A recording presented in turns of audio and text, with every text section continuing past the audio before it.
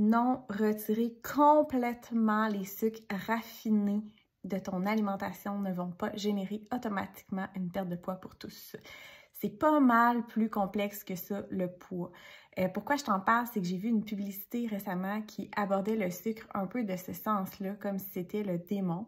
Puis quand je dis sucre, c'est vraiment les sucres qui sont raffinés. Donc, on pense au sucre blanc, par exemple.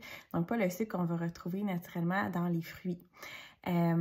Oui, le sucre raffiné, les sucres plus industriels qu'on pourrait dire, ben oui, ont été associés avec certains risques pour la santé, mais c'est toujours une question de quantité puis de fréquence. Donc, c'est pas de dire les sucres raffinés, c'est pas le démon, c'est pas quelque chose qu'il faut chercher à éliminer complètement puis vérifier avec ça, à moins d'avoir d'exception, là, s'il y a une contre-indication médicale ou une maladie particulière, mais de façon générale, le discours va toujours être le même, retirer complètement un groupe d'aliments, faire de la restriction alimentaire parce que oui, c'est une forme de restriction alimentaire. On encourage ici une restriction alimentaire.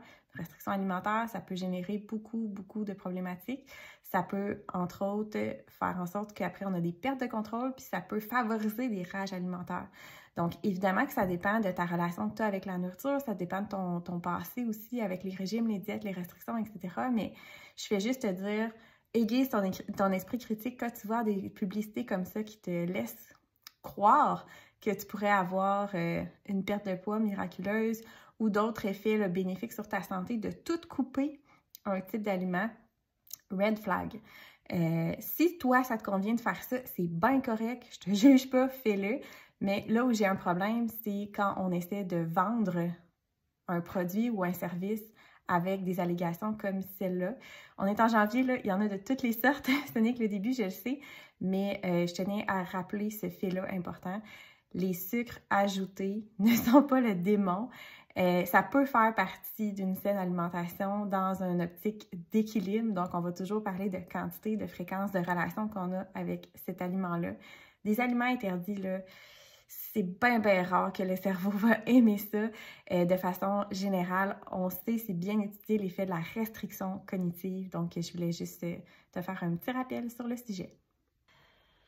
Petit avertissement, dans cette vidéo, je t'encourage pas du tout à ajouter des sucres raffinés partout puis à dire que c'est pas grave pour la santé. Non, ça a été bien démontré scientifiquement parlant que l'excès de sucre ajouté dans son alimentation, ce n'est pas favorable à la santé.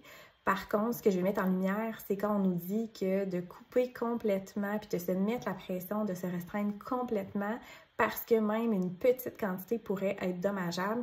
Moi, c'est là que j'ai un problème parce que c'est de la bonne restriction. Donc, garde en tête que c'est toujours une question d'équilibre, de quantité puis de fréquence. Ça ne veut pas dire que les sucres raffinés, c'est bon pour la santé puis qu'il faut en mettre partout. C'est pas ça du tout mon message. C'est toujours une question d'équilibre, mais le fait d'encourager à les retirer complètement puis de se mettre la pression que si j'en mange un petit peu dans mon yogourt ou dans mes muffins, que ce serait grave, ça c'est faux, à moins d'avoir une condition médicale particulière. Donc, on retient ici que c'est une question d'équilibre. Les sucres ajoutés en grande quantité, ce n'est pas favorable à la santé, mais ça ne veut pas dire de les couper complètement puis de capoter avec ça puis de faire de la restriction cognitive. Là, il pourrait avoir d'autres conséquences, dont sur la restriction cognitive et les risques de perte de contrôle et d'en manger en excès par la suite.